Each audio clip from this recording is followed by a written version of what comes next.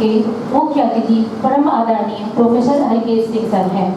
आप एक शिक्षाविद होने के साथ ही वर्तमान में गोपाल नारायण सिंह विश्वविद्यालय सासाराम बिहार में कुलाध्यक्ष हैं। पद को सुशोभित कर रहे हैं। आप इससे पूर्व काशी हिंदू विश्वविद्यालय के शिक्षा संकाय के पूर्व संकाय प्रमुख एवं विभागाध्यक्ष रहे हैं। आप department of foundation of education के पूर्व विभागाध्यक्ष रहे हैं। शिक्षा के अधिकार पर राज्य सलाहकार परिषद उत्तर प्रदेश सरकार लखनऊ के सदस्य रहे हैं।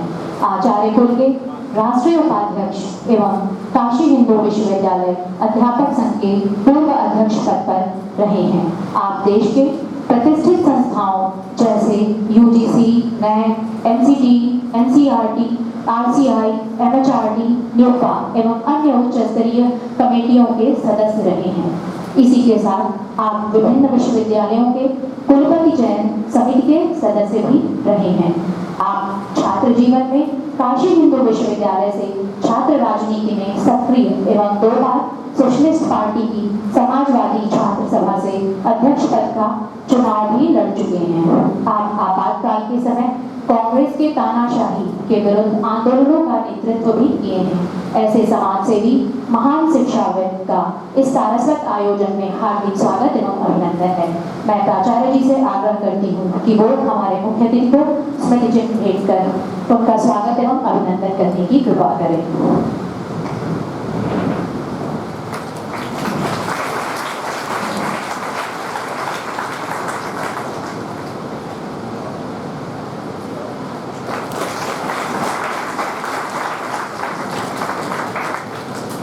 आज की राष्ट्रीय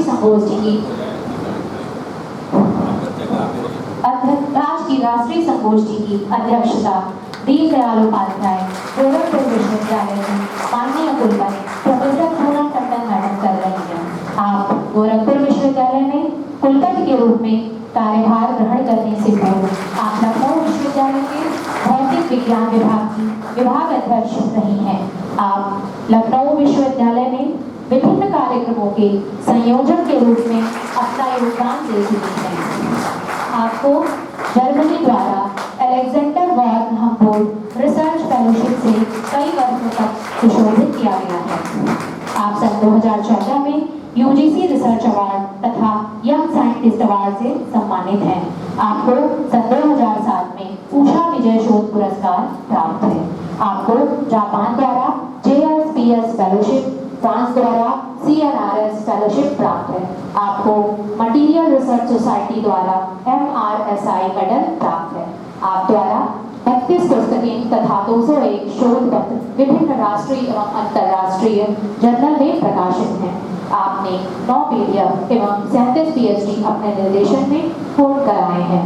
आप द्वारा विभिन्न अंतर्राष्ट्रीय एवं राष्ट्रीय वैज्ञानिक प्रोजेक्ट का संचालन कराया गया है। आपने Germany, Canada, Nepal, Japan, Italy आदि देशों के विश्वविद्यालयों में विशिष्ट व्याख्यान दिए हैं। आपके द्वारा किए विभिन्न कार्यों के शिक्षा जगत बहुत आभारी है। आपको अपने बीच महाविद्यालय में पाकर महाविद्यालय परिवार कहलाते हैं। आज के इस राष्ट्रीय संगोष्ठी में विशिष्ट अतिथि के रूप में हमारे बीच शिक्षा शास्त्र विभाग की संकाय अध्यक्ष प्रोफेसर शोभा गौरकर उपस्थित हैं। आपके कुशल मार्गदर्शन में शिक्षा शास्त्र विभाग नई ऊंचाइयों को प्राप्त कर रहा है। वर्तमान में आप राजर्षि टंडन ओपन यूनिवर्सिटी के BEd विभाग की कोऑर्डिनेटर के पद पर सुशोभित हैं। आप गोरखपुर विश्वविद्यालय के विभिन्न समितियों के सदस्य के रूप में प्रतिष्ठित हैं। आप all India association of educational research तथा association of educational development Saryu Paar association of social science research की एक प्रतिष्ठित सदस्य के रूप में कार्यरत हैं। आपको 27 वर्षों के शैक्षणिक अनुभव आज के नवीन शिक्षकों के लिए प्रेरणा स्रोत है। आपने अलकनंदा छात्रावास प्रबंधन से एक नई दिशा प्रदान की है। मैम, आपको अपने बीच पाकर महाविद्यालय परिवार अत्यंत हर्षित है। कुल गीत के लिए महाविद्यालय की छात्राएं।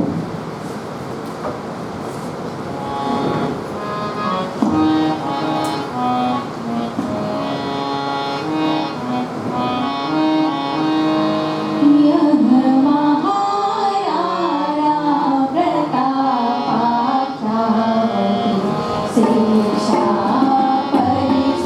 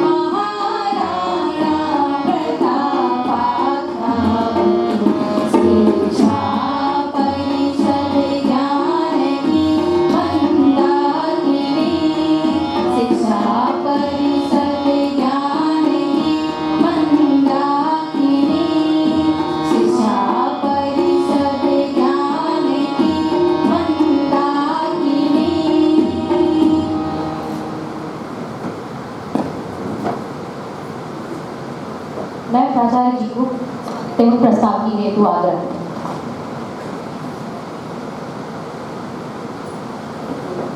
श्री गोरक्षनाथ मंदिर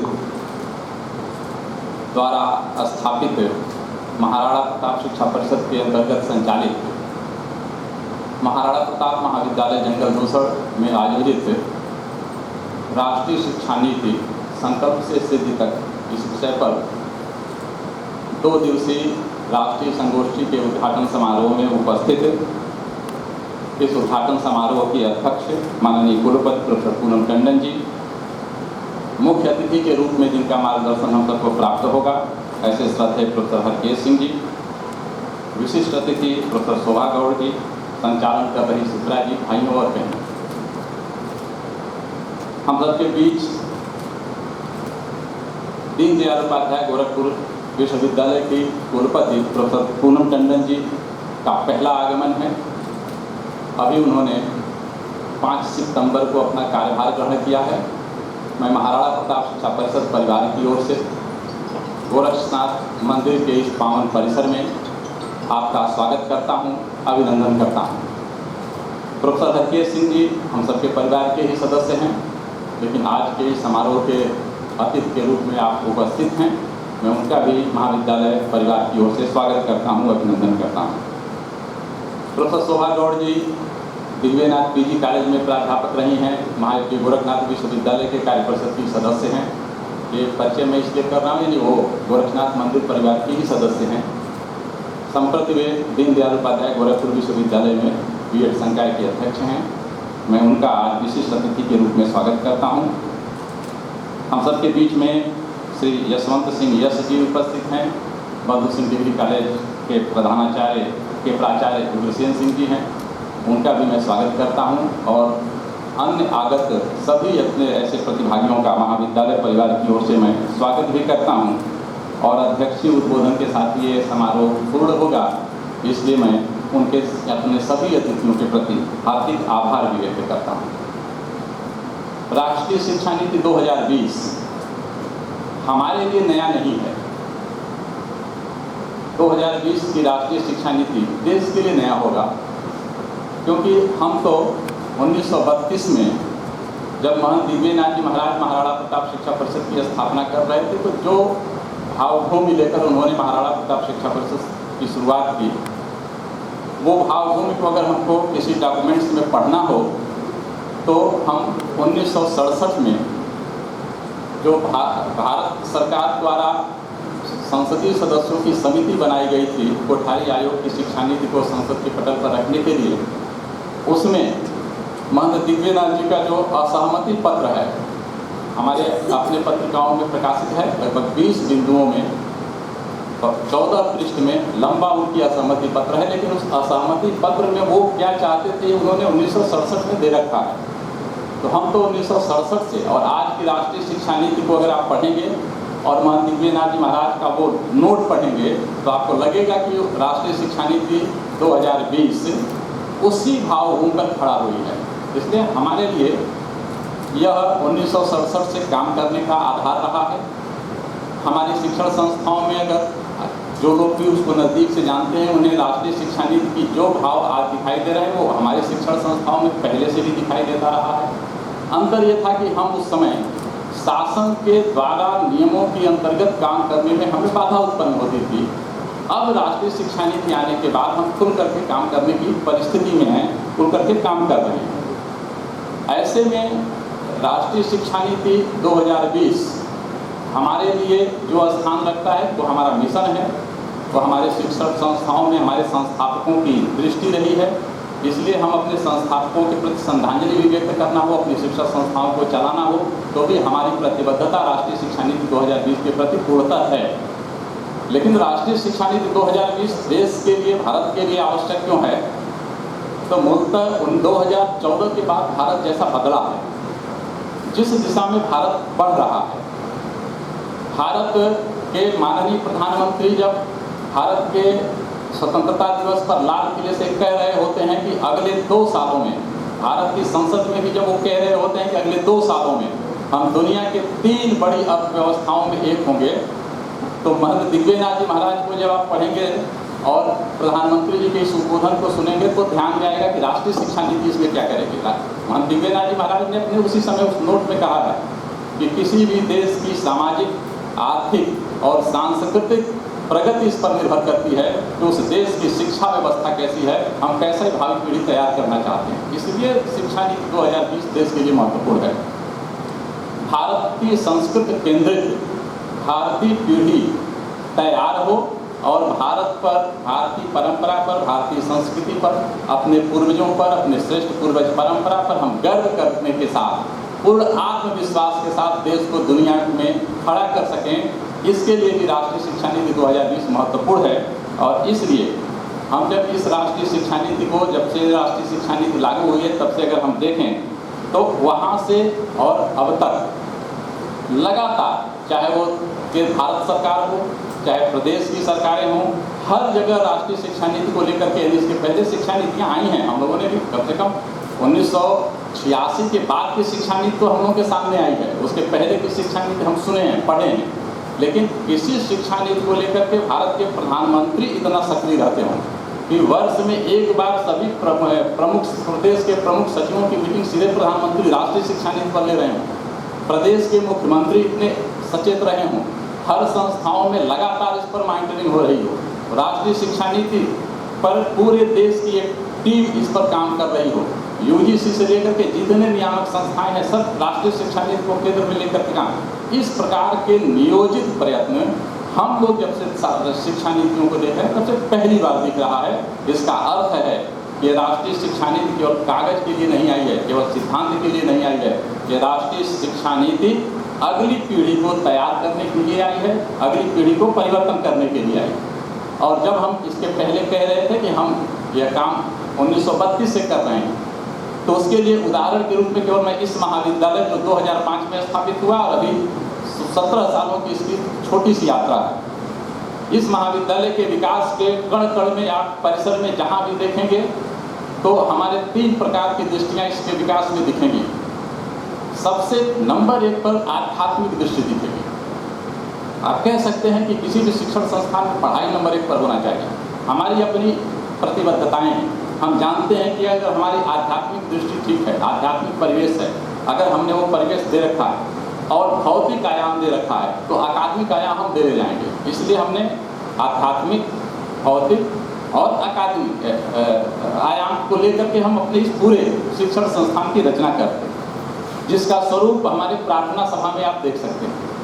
यह महाविद्यालय जब पहली बार प्रार्थना सभा शुरू कर रहा था तो बहस थी कि डिग्री कॉलेजों में प्रार्थना सभा होती है क्या, डिग्री कॉलेज प्राइमरी स्कूल है क्या, तो लेकिन वहाँ से हमने प्रार्थना सभा शुरू की और आज जिसको भी नए कराना है, जिसको भी अपने शिक्षण संस्थान में जीवन मूल्य स्थापित करने हैं, उनको प्रार्थना सभा से अपनी संस्थाएं शुरू करनी होगी। और मुझे अच्छा लगता है कि गोरखपुर में ऐसी तमाम संस्थाओं ने इस परंपरा को आगे बढ़ाया है। सप्ताह में 1 दिन कक्षाध्यापन छात्र पढ़ाए।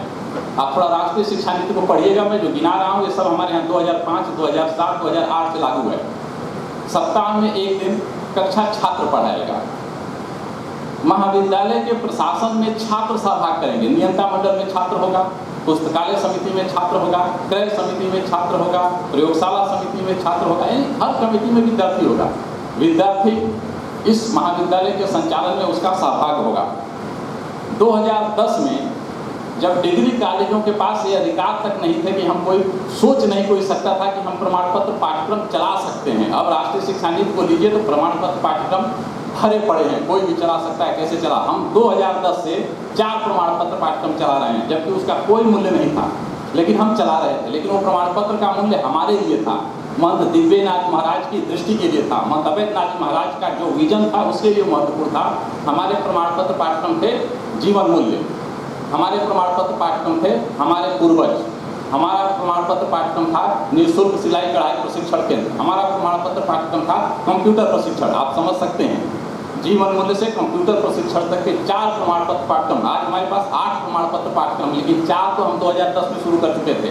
तब जब कोई राजकीय विद्यालय, एडेड कॉलेज चलाने की कल्पना नहीं कर सकता था, तब एक सेल्फ फाइनेंस कॉलेज यह 4 प्रकार के प्रमाण पत्र पाठ्यक्रम चलाता रहा है। अभी तक ये प्रमाण पत्र पाठ्यक्रम चलता है। हमारे विद्यार्थियों के बीच उस प्रमाण पत्र पाठ्यक्रम के परिणाम आए हैं।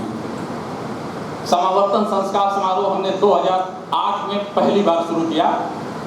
2008, आज आपको लगेगा कि कौन सी नई बात है, लेकिन 2008 में जब आप खड़ा होंगे तो अपने मुख्य अतिथि प्रोफेसर हरकेश सिंह जी भी जानते हैं, आज की कुलपति प्रोफेसर पूनम टंडन जी को ध्यान में होगा कि उस समय आपको दीक्षांत समारोह के लिए 1947 के पहले से चली आ रही व्यवस्था को धारण करके आपको समावर्तन संस्कार करने थे। यानी दीक्षांत समारोह का बाकायदे ड्रेस जो होता था वो हमारा अपना ड्रेस नहीं था। जब 2008 में इस महाविद्यालय में धोती कुर्ता और साड़ी में और दीक्षांत को समावर्तन नाम दे, समावर्तन नाम इसलिए, अगर राष्ट्रीय शिक्षा नीति रही होती तो हमें समावर्तन नाम देने की जरूरत नहीं थी। अगर हमने दीक्षांत करके कराया होता तो ये रोक दिया गया होता, क्योंकि तब कहा जाता कि दीक्षांत के नियम ये हैं, इसलिए हमने समावर्तन नाम दिया। समावर्तन संस्कार का नाम दे करके हमने दीक्षांत कराया। और वो दीक्षांत बाद में चल करके मुझे प्रसन्नता हुई कि जब काशी हिंदू विश्वविद्यालय के IT में ग्रहण किया 2012 में, धोती कुर्ता पर वहाँ का जब हुआ और जब हमने ये समाचार पढ़ा तो मुझे लगा चलिए एक परंपरा आगे बढ़ी। और इसके लिए मैं हार्दिक रूप से आभारी भी हूँ और धन्यवाद देना चाहूँगा महामहिम कुलाधिपति सर हैं, नहीं अभी जो यहाँ के वहाँ के थे उत्तर प्रदेश के राम नाईक जी को, मैं राम नाईक जी को इसके लिए धन्यवाद देना चाहूँगा, जिन्होंने पूरे प्रदेश से उस ड्रेस को हटाया और दीक्षांत के ड्रेस बदल दिए। राष्ट्रीय शिक्षा नीति रही होती तो इतना परिश्रम नहीं करना पड़ता। किसी कुलाधिपति को एक यानी 3 साल लगा उनको जाते जाते उनका बदला। यानी पहले साल तो स्वयं उसी में जगह जगह गए, हर जगह उसके विरोध में बोले, लेकिन पहन करके दीक्षांत किया। ये राष्ट्रीय शिक्षा नीति के पहले महाराणा प्रताप शिक्षा परिषद की संस्थाओं का रास्ता रहा है। एक विभाग एक गांव, ये हम 2008 से काम कर रहे हैं। एक कॉलेज 5 गांव करेगा, ये UGC ने, भारत सरकार ने उन्नत भारत अभियान के तहत जो 2015 में घोषित किया। मिशन मंझरिया, यानी एक गांव को गोद लेकर के वहाँ पढ़ाई, वहाँ स्वास्थ्य, वहाँ की सामाजिक सांस्कृतिक जो भी स्थितियाँ हैं उसको पूरा एक गांव को विकसित करने का काम हम 2012 से कर रहे हैं। सामूहिक व्यक्तित्व विकास योजना हमारी एक ऐसी योजना है जो शायद हम राष्ट्रीय शिक्षा नीति के कई हिस्सों को मिलाते हैं तो वो एक योजना बनती है, जिसमें एक विद्यार्थी पर एक शिक्षक गोद लिए गए विद्यार्थियों पर काम करता है। NSS में वो विद्यार्थी होता है, NCC में वो विद्यार्थी होता है, छात्रावास में वो विद्यार्थी होता है, और इसके अलावा रूरल रेंजर्स में यानी एक विद्यार्थी पर 5-6 जगह से फोकस होकर के हम काम करते हैं। तब हम 3000 में से 250 विद्यार्थी पर इस प्रकार का काम करते हैं जिनमें हम परिवर्तन देख सकें, जिन्हें हम बदल सकें। ये कुछ उदाहरण हैं, ये नवाचार के कुछ उदाहरण हैं। मैं केवल ये कहना चाहता था कि राष्ट्रीय शिक्षा नीति हमारे ट्रस्ट के, गोरक्षनाथ मंदिर के, महाराणा प्रताप शिक्षा परिषद के शुरू के विजन का हिस्सा है। मुझे इस बात की खुशी है कि भारत के माननीय प्रधानमंत्री नरेंद्र मोदी जी ने उस परिवेश में उसी तरह की राष्ट्रीय शिक्षा नीति लेकर के 2020 में उन्होंने देश के सामने रखा है, और हमें आज उस शिक्षा नीति के तहत काम करने का अवसर मिल रहा है। और इसलिए जब हम राष्ट्रीय शिक्षा नीति पर काम कर रहे हैं तो हमने अपने महाराणा प्रताप शिक्षा परिषद की सभी संस्थाओं में राष्ट्रीय शिक्षा नीति को हम कैसे और बेहतर ढंग से लागू कर रहे हैं, इस पर हम 2 साल से काम कर रहे हैं। सबसे पहला कार्यशाला हमारी 2018 से 19 के बीच में हमने 7 कार्यशालाएं की। उस समय भी राष्ट्रीय शिक्षा नीति आई नहीं थी, लेकिन बन रही थी, सुझाव मांगे जा रहे थे। हमारी कार्यशालाओं से सुझाव गए हैं कि राष्ट्रीय शिक्षा नीति में ये संशोधन किए जाने चाहिए। राष्ट्रीय शिक्षा नीति लागू होने के बाद 27 अगस्त 2022 को हमारी पहली कार्यशाला हुई। प्रोफेसर DP सिंह जी, पूर्व अध्यक्ष UGC के देखरेख में महायोगी गोरखनाथ विश्वविद्यालय में, जिसमें हमारी सभी संस्थाओं के प्रिंसिपल और राष्ट्रीय शिक्षा नीति के प्रभारी ऐसे 48 प्रतिनिधि उसमें सम्मिलित रहे। 15-16 अक्टूबर पिछले सत्र में हमने इसी महाविद्यालय में राष्ट्रीय संगोष्ठी की और पैरेलल एक कार्यशाला की। यानी एक साथ राष्ट्रीय संगोष्ठी हमारी यहाँ चल रही थी और दूसरी पैरेलल हमारे सभी शिक्षण संस्थाओं के संस्थाध्यक्ष और NP के प्रभारी उनके साथ बैठे थे, और 7 ऐसे विषय विशेषज्ञ उसमें थे जिन्होंने राष्ट्रीय शिक्षा नीति को बनाने में और उसको स्वरूप देने में सहयोग किया था। 25-26 अप्रैल 2023 को फिर हमारी संस्थाओं के संस्थाध्यक्षों के साथ बैठक हुई और उन्होंने प्रेजेंटेशन किया कि हमने साल भर में अपने यहाँ राष्ट्रीय शिक्षा नीति के तहत क्या क्या किया है। 25 अगस्त 2023 को अभी महायोगी गोरखनाथ विश्वविद्यालय में फिर राष्ट्रीय शिक्षा नीति को हमने उसकी समीक्षा की है कि हम कहाँ तक बढ़े हैं, और ये राष्ट्रीय संगोष्ठी हम फिर कर रहे हैं। लेकिन इस राष्ट्रीय संगोष्ठी का, पिछली राष्ट्रीय संगोष्ठी का विजन था कि हम राष्ट्रीय शिक्षा नीति पर समझना चाहते थे, शिक्षण संस्थाओं में लागू करना चाहते थे, लेकिन यह राष्ट्रीय संगोष्ठी हमारे विद्यार्थियों को केंद्रित है। यानी हम राष्ट्रीय शिक्षा नीति को लेकर अब विद्यार्थियों के बीच जाना चाहते हैं। जिसको पढ़ना है, जिसको पढ़ाना है, उनके बीच ये राष्ट्रीय संगोष्ठी हम लेकर के जाना। इसलिए हमारे इस राष्ट्रीय संगोष्ठी का फोकस हमारा विद्यार्थी है, यानी विद्यार्थी के बीच राष्ट्रीय संगोष्ठी को लेकर जाएंगे, क्योंकि राष्ट्रीय संगोष्ठी के साथ साथ हम महसूस करते हैं कि राष्ट्रीय शिक्षा नीति 2020 की मुख्यतः 3 बड़ी चुनौतियां हैं। पहला, कि राष्ट्रीय शिक्षा नीति को लागू करने वाले शिक्षक चाहिए देश में। आज सबसे बड़ी समस्या ये है कि हमारे पास राष्ट्रीय शिक्षा नीति है, उसे लागू करने वाले हमारे पास शिक्षक नहीं, इसलिए वैसा शिक्षक चाहिए। दूसरा, उसको ग्राह्य करने वाला विद्यार्थी चाहिए। और तीसरी चुनौती है कि वह परिवेश हम पैदा करें जो प्रभाव और परिणाम दे सके। इसलिए हमारी संगोष्ठी हर साल राष्ट्रीय शिक्षा नीति को एक हिस्से पर चल रही है। ये राष्ट्रीय संगोष्ठी विद्यार्थी केंद्रित है। अगले साल की राष्ट्रीय संगोष्ठी हमारा प्रभाव और परिणाम लेकर के अगले मुद्दे पर होगी। इसलिए 2 दिनों में मुझे विश्वास है कि जो चयनित 300 हमारे विद्यार्थी हैं, वो राष्ट्रीय शिक्षा नीति के सिद्धांतों से, वो राष्ट्रीय शिक्षा नीति के विजन और उनके उद्देश्य से भली भांति परिचित होंगे। हमारे विषय विशेषज्ञों के द्वारा उन्हें इस बात से परिचित करा दिया जाएगा कि आप यह राष्ट्रीय शिक्षा नीति आपके को कहाँ तक प्रभावित करने जा रही है और अगली पीढ़ी, आपके बाद आने वाली पीढ़ी को कहाँ तक ये ले जाने वाली है। ये 2 दिन का हमारा उद्देश्य और लक्ष्य होगा। इसे लेकर के हमने राष्ट्रीय संगोष्ठी ये आयोजित की है। आज के इस राष्ट्रीय संगोष्ठी में अभी से जो आपको मार्गदर्शन मिलने जा रहा है, 3 शिक्षाविद हमारे उद्घाटन समारोह में हैं। बाकी सत्रों में हमारे जो भी शिक्षाविद हैं वो आपका मार्गदर्शन हर सत्र में करते रहेंगे। मैं एक बार फिर महाविद्यालय परिवार की ओर से अपने सभी अतिथियों का स्वागत करता हूं और उन्हें हार्दिक आभार देता हूं कि उन्होंने हमारे विद्यार्थियों का मार्गदर्शन के लिए अपना अमूल्य समय निकाल करके हमारे महाविद्यालय परिवार में उपस्थित हुए हैं। भारत माता की जय। संकल्प गीत लेके महाविद्यालय की छात्राएं।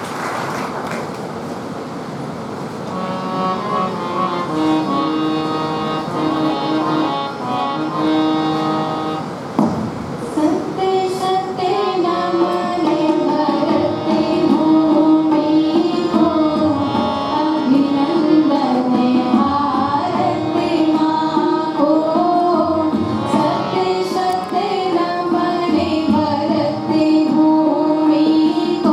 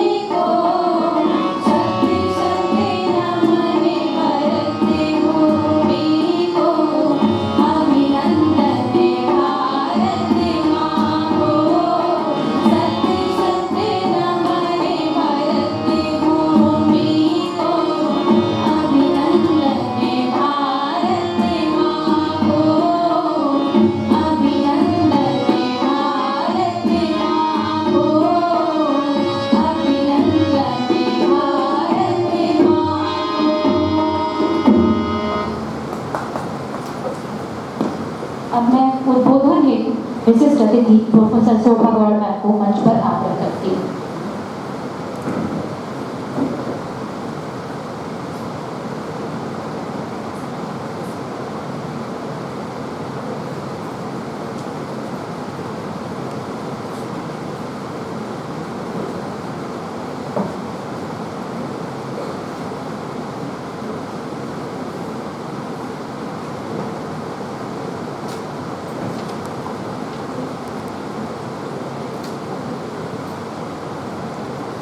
बीएड विभाग महाराणा प्रताप महाविद्यालय जंगल भूषण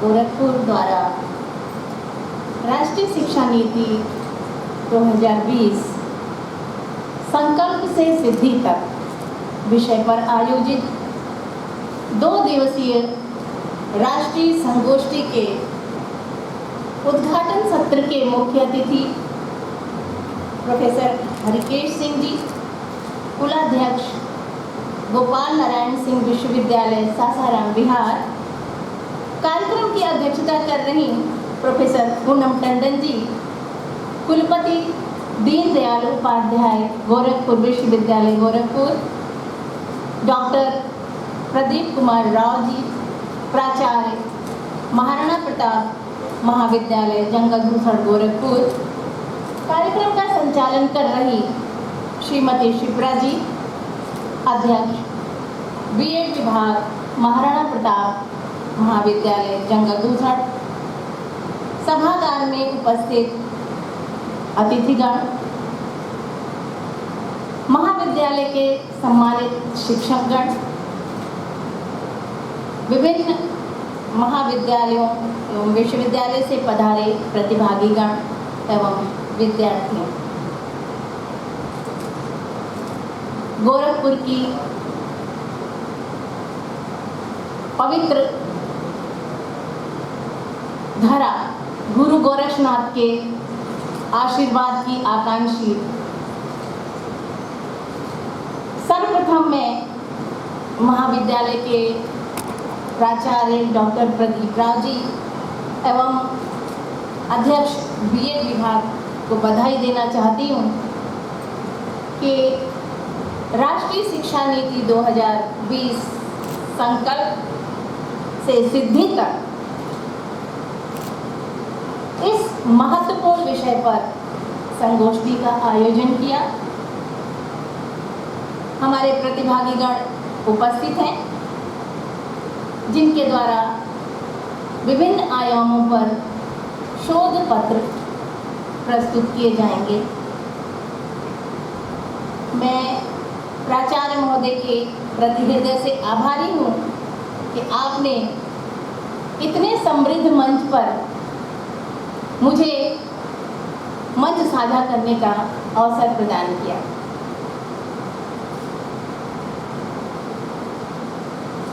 हम सब आज यहाँ पर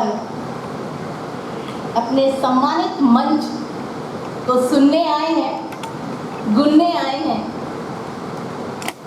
किंतु कार्यक्रम की मर्यादा है जिसका पालन हमें करना है। इसके लिए मैं बहुत ज़्यादा समय इसमें नहीं लूँगी। मैं बहुत संक्षेप में प्रारंभिक चीज़ें आपके समक्ष रखना चाहूँगी। प्रत्येक राष्ट्र अपनी सामाजिक सांस्कृतिक अस्मिता को बनाए रखने के लिए और उसे नित्य प्रति विकसित करने के लिए अनेक चुनौतियों का सामना करता है। वह अपने संचित साधनों का उपयोग करता है और समाज के हर वर्ग को लाभ देने का प्रयास करता है। समाज के हर वर्ग को लाभ देना उसका लक्ष्य होता है और इस लक्ष्य तक पहुंचने का प्रमुख जो साधन है वो शिक्षा है। शिक्षा ज्ञान, प्रकाश और शक्ति का ऐसा स्रोत है जो हमारी शारीरिक, मानसिक, भौतिक, आध्यात्मिक शक्तियों एवं क्षमताओं का सामंजस्यपूर्ण ढंग से विकास करके हमें हमारे स्वभाव को परिवर्तित करता है, परिष्कृत करता है और उत्कृष्ट बनाता है। शिक्षा, एक शिक्षक की महत्ता दोनों को पहचानते हुए कोठारी आयोग ने अपने दस्तावेज की शुरुआत की, जिसमें उन्होंने लिखा कि भारत के भाग्य का निर्माण उसकी कक्षाओं में हो रहा है। क्यों? क्योंकि शिक्षा लोकतंत्रात्मक गुण है व्यक्ति में, उसको विकसित करती है, छात्र को योग्य नागरिक बनाने में सहायक होती है, छात्र के व्यक्तित्व का सर्वांगीण विकास करती है, उसे रोजगार परक की ओर बनने के लिए उन्मुख करती है, व्यवसायिक कुशलता उसमें विकसित करती है, नेतृत्व का गुण उसमें विकसित करती है। साथ ही साथ जो हमारी संस्कृति है, हमारी जो धरोहर है, उसमें उस उन्नति कर उसको हस्तांतरित करने का कार्य करती है, समाज का आधुनिकीकरण में सहयोग करती है, राष्ट्र के विकास में, राष्ट्रीय एकीकरण में सहयोग करती है। तो हमारे सामने यह प्रश्न उठता है कि स्वतंत्रता के इतने वर्षों बाद भी क्या मैकाले की शिक्षा हमारे आदर्श, हमारे सत्यम शिवम सुंदरम के लक्ष्य एवं हमारे उद्देश्यों को पूरा करती है? दुर्भाग्य यह है कि हमारी जो शिक्षा व्यवस्था है वो भारत की न होकर यूरोप केंद्रित रही। 1931 में जब लंदन में गोलमेज सम्मेलन, द्वितीय गोलमेज सम्मेलन हुआ था, उस वक्त महात्मा गांधी ने कहा था कि मैं अंग्रेजों को इस बात के लिए माफ कर सकता हूं कि उन्होंने हमारे यहाँ की धन संपदा को लूटा। मैं उन्हें इस बात के लिए भी माफ कर सकता हूँ कि उन्होंने देश की आज़ादी के लिए संघर्ष करने वाले निहत्थे नौजवानों की बलि ले ली, उनकी निर्मम हत्या कर दी, परंतु इस बात के लिए उन्हें माफ नहीं कर सकता कि उन्होंने इस देश की शिक्षा के सुनहरे वृक्ष को काट डाला। जो भारत की आवश्यकताओं और आकांक्षाओं पर आधारित शिक्षा थी, उसे महात्मा गांधी ने ब्यूटीफुल ट्री का नाम दिया। जैसा अभी डॉक्टर प्रदीप राव जी ने भी बताया आपको कि जब हम शिक्षा के क्रांति दूत के रूप में स्मरण करते हैं तो महंत दिग्विजयनाथ जी महाराज, ब्रह्मलीन महंत दिग्विजयनाथ जी महाराज का नाम पहले आता है।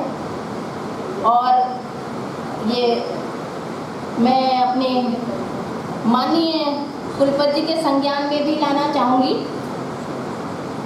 कि हमारा जो शिक्षा शास्त्र विभाग है, वो जो महाराणा प्रताप परिसर है, वो ब्रह्मलीन महंत दिग्विजयनाथ जी द्वारा दिया गया दान स्वरूप है, जिसमें भूमि भवन और उन्होंने शिक्षक को भी विश्वविद्यालय के स्थापित करने, विश्वविद्यालय को की जो आधारशिला रखने में उन्होंने दान दे दिया था।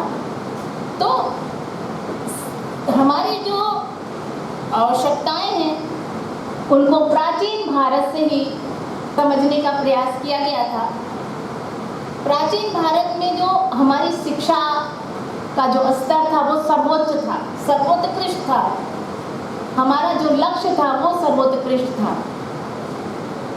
प्राचीन भारत में शिक्षा को क्या हुआ, हम उसको कैसे भूलने लगे, कहाँ से त्रुटि हो गई, इसका एक उदाहरण अभी महात्मा गांधी जी के वक्तव्य उससे मिला आपको।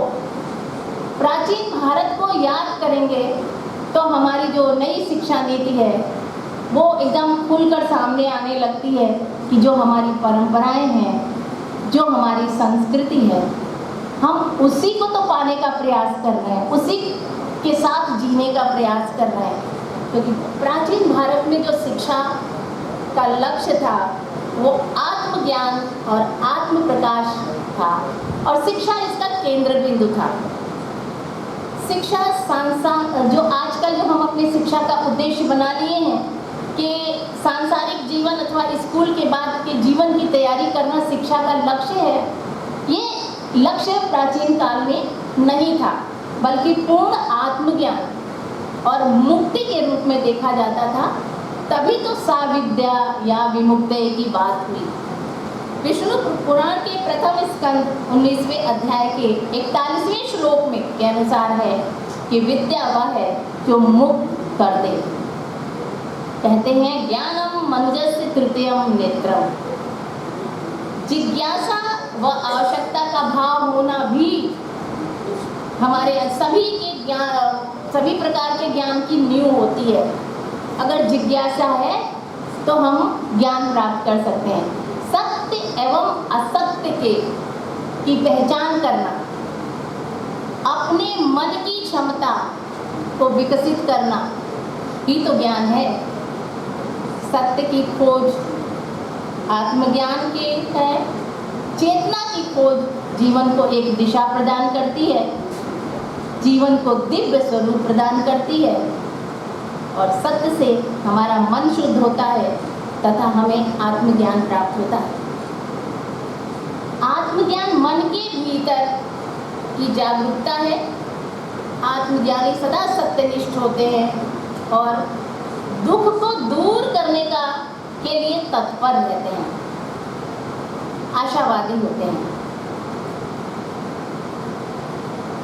प्राचीन भारतीय जो हमारी संपदा रही है, जो हमारा सनातन भारतीय ज्ञान और विचार जो समृद्ध रहा है, उसमें तक्षशिला, नालंदा जैसे विविध क्षेत्रों में शिक्षण उच्च कोटि का था और शोध भी उच्च कोटि का था। बहुत बड़े बड़े हमारे जो प्राचीन गुरु हैं, जिसमें हम चरक, सुश्रुत, आर्यभट्ट, वराहमिहिर, चाणक्य, पाणिनि के साथ साथ पतंजलि, मैत्रेयी और गार्गी का नाम भी उच्च कोटि के विद्वानों में लेते हैं, और उनका जो कार्य था वो मौलिक था। तो हमारी जो पीढ़ियों, जो हमारा ज्ञान था, जो हमारी संपदा थी, उसको हमारे विद्यार्थी तक कैसे पहुंचाया जाए, किस तरह से हम उसको पुनर्जीवित करें, इसके लिए उस ज्ञान को सहेज कर रखना बहुत आवश्यक है। और इस समृद्ध विरासत को आने वाली पीढ़ी को हस्तांतरित करने के लिए तरह तरह की नीतियां बनाई जाती हैं। इसी निमित्त शिक्षा नीति भी तैयार होती है।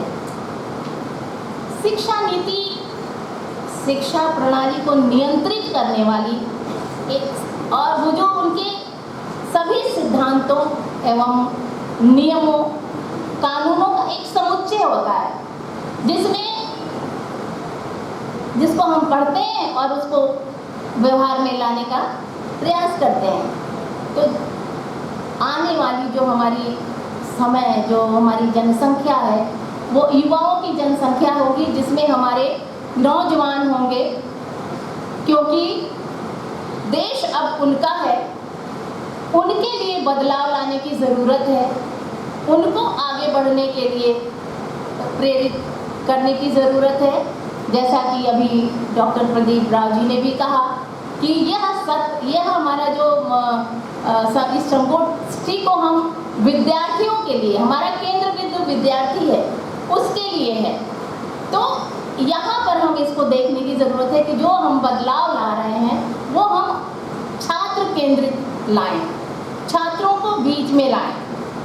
इसलिए देश में बड़े बदलाव की ज़रूरत है, क्योंकि हमारी युवा पीढ़ी अब हमारी जनसंख्या जो आ गई अब इस तरह की कि हम कुछ ही दिनों में सबसे युवा हमारे देश में होंगे, तो इनके लिए इनको एक गौरवपूर्ण स्थान मिले समाज में, इनके अंदर की जो उनका व्यक्तित्व है उसको विकसित किया जाए, उनको इस योग्य बनाया जाए कि आने वाले परिवर्तन में वो कैसे अपने आप को उसमें समाहित कर सकते हैं। तो ये आवश्यकता महसूस हुई कि देश के युवाओं को आगे लाने के लिए कौशल युक्त शिक्षा लाया जाए, उनके व्यक्तित्व का संपूर्ण विकास हो, उनको स्किल्ड बेस्ड बना दिया जाए ताकि वो अपने कौशल के माध्यम से अपने आप को, अपने अंदर की जो छिपी प्रतिभा है उसको उजागर करें, नवाचार नवीनता को समझने का प्रयास करें।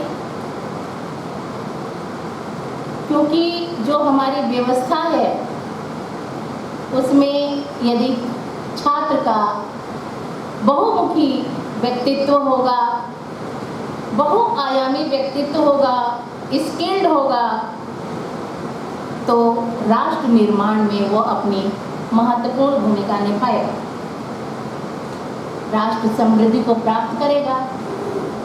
हमारा जो बालक है उसका सतत विकास हो, निरंतर विकास हो, इसके लिए जो हमारी सस्टेनेबल डेवलपमेंट गोल है उसके 17 लक्ष्य हैं, उनमें से जो चौथा लक्ष्य है वो है गुणवत्तापूर्ण शिक्षा, जो सभी के लिए समावेशी और समान गुणवत्ता युक्त शिक्षा सबके लिए सुनिश्चित करने के लिए जीवन पर्यंत शिक्षा के अवसरों को देने के लिए नई शिक्षा नीति प्रतिबद्ध है। क्योंकि विश्व में परिवर्तन का दौर चल रहा है, जो हमारी मशीनी लर्निंग है, आर्टिफिशियल इंटेलिजेंस है, इसके कारण एक ऐसी विषम स्थिति उत्पन्न हो रही है जिसमें हमारे अकुशल जो कामगार हैं उनको हम मशीनों के द्वारा उनके कार्यों को कराकर सफल होते जा रहे हैं, लेकिन जो आज भी हमारे देश में ऐसी चीज़ों की ज़रूरत है जिसमें ऐसे विषय हैं जिसमें व्यक्ति की मानव संपदा की ज़रूरत है और वो कुशल कामगार की मांग बढ़ेगी तो उसमें जो है विज्ञान, समाज विज्ञान और अन्य मानविकी जैसे विषय होंगे। काफ़ी समय लग रहा है, मैं थोड़ा सा चाह रही थी कि इसको कंक्लूड करूं, लेकिन ये बहुत अच्छा नहीं होगा क्योंकि इससे अच्छा पाने के लिए हम लोग तैयार बैठे हुए हैं। तो एक बार पुनः मैं डॉक्टर प्रदीप राव जी को और महाराणा प्रताप शिक्षा परिषद को, महाविद्यालय को के प्रति आभार व्यक्त करती हूँ। और सबसे बड़ी बात आज जिसके लिए हम लोग यहाँ बैठे हुए हैं वो सरस्वती के वरद पुत्र और सरस्वती की वरद पुत्री को सुनना हमारा लक्ष्य है। तो अपने लक्ष्य के लिए हम लोग आगे बढ़ें। धन्यवाद मैम आपके मार्गदर्शन के लिए। कार्यक्रम की अगली कड़ी में मैं अपने मुख्य अतिथि प्रोफेसर हरकेश सिंह सर को मंच पर उद्बोधन हेतु आग्रह करती हूँ।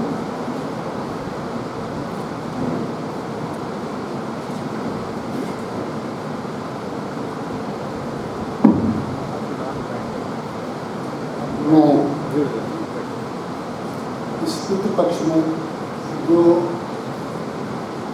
दुनिया के जितने भी राष्ट्र हैं और गोरखपुर को दूसरे भी जाता है बादशाह तहसीलपुर की 22 राष्ट्रों में विभिन्न विधायी पदों पर गोरखपुर के लोग सबसे अधिक हैं, चाहे वो ट्रिनिडाद हो, सूरीनाम हो, मेडागास्कर हो, जहाँ भी मॉरिशस हो। केवल एक यही भारत देश है और इसके प्रतिनिधि जहाँ गए गिरमिटिया बन करके एग्रीमेंट का भोजपुरी शब्द है गिरमिटिया। वो एग्रीमेंट दे जाते थे। एक गिरमिटिया आपने पढ़ा भी होगा गांधी के बारे में।